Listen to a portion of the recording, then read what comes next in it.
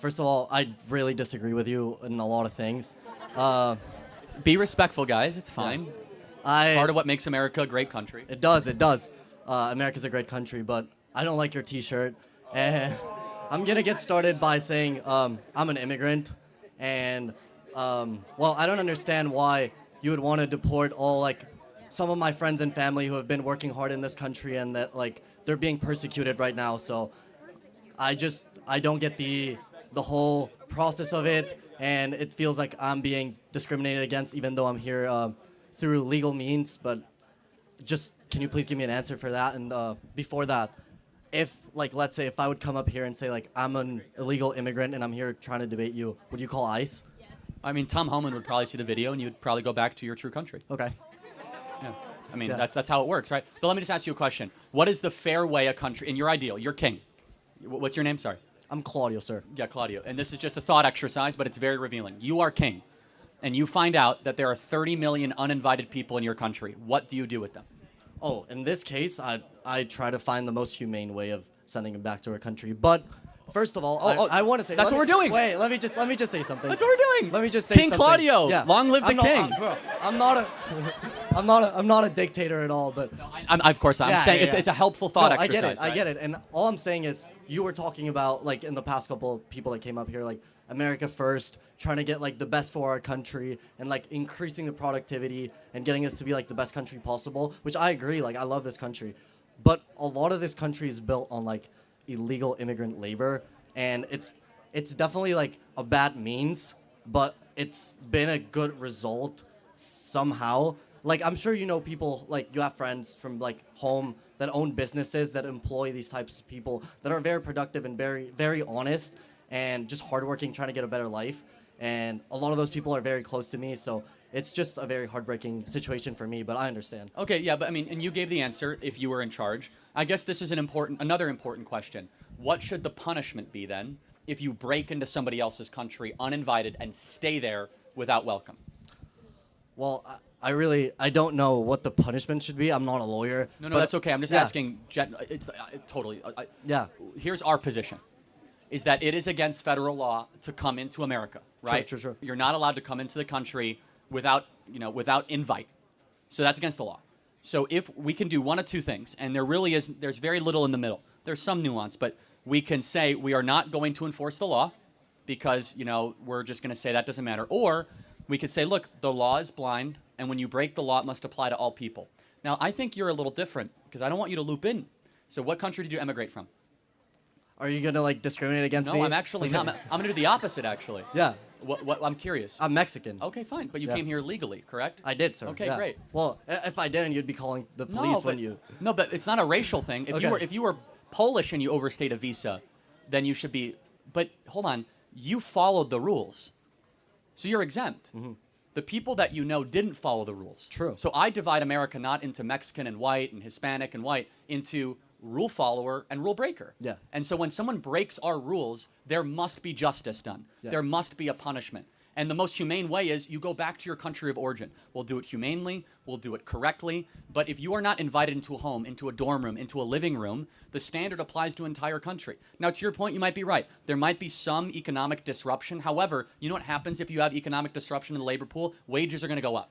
And you guys are going to see your wages Yeah, go but up. who is gonna occupy those jobs? So this is a little bit insulting. I don't think you mean it this way. That illegal immigrants are nothing more than just kind of like No. these These are my people, so how could I be insulting them? I'm even defending. I don't think Yeah. you mean it this way. Yeah. But broadly, when we talk about immigration, there's a talking about like, well, who's gonna pick your grapefruits and like who's gonna serve you Chipotle? You've probably heard this before, Yeah, right? I have, yeah. Yeah. Who's gonna clean your hotel room? It's us, yeah. But hold on, embedded in that is kind of a really derogatory. That's like they're kind of just like a permanent serf class here to serve us. I think that's like really creepy and weird. Actually, these are human beings. They're more than just kind of economic utility. Yeah, no, but like in the history of the U.S., like we first had like the Italian and Polish immigrants, and they first served those jobs, and then they became like economically sufficient, but and they were welcomed.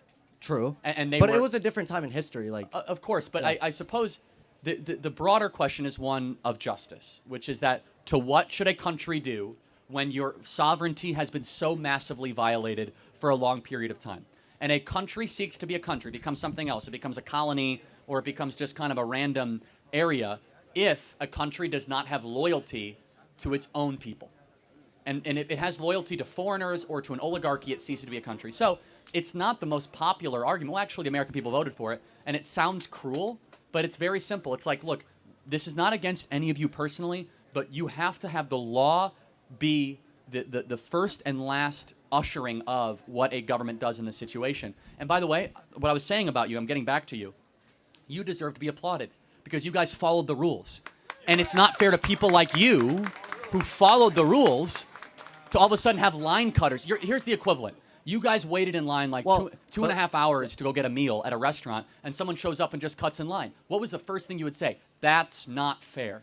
And you would be right. And the same with immigration, please. Yeah, wait, let me just like add a layer to this, and then I'm probably done. But like, let's say that the people that's cutting like in front of the line, like that's like some of my boys like that I know that they're being like persecuted like back home, them and their families, like they're like in like drug related like wars and violence, and the only way out, like the only way they're not gonna die or like suffer a very bad fate is if they escape and they break the American law. But that's the only way they're gonna survive. So like, hold on.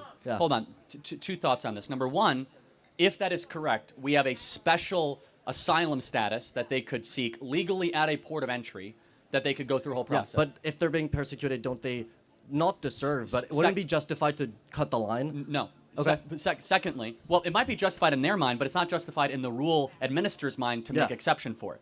But let me make a more important point, though. If we all of a sudden say that if you have a lot of gang violence and issues, I mean, like we have a lot of gang violence and issues. Like, what are we talking about here? True. Like, we're a more dangerous country than half of the Central American countries. We're far more dangerous than El Salvador.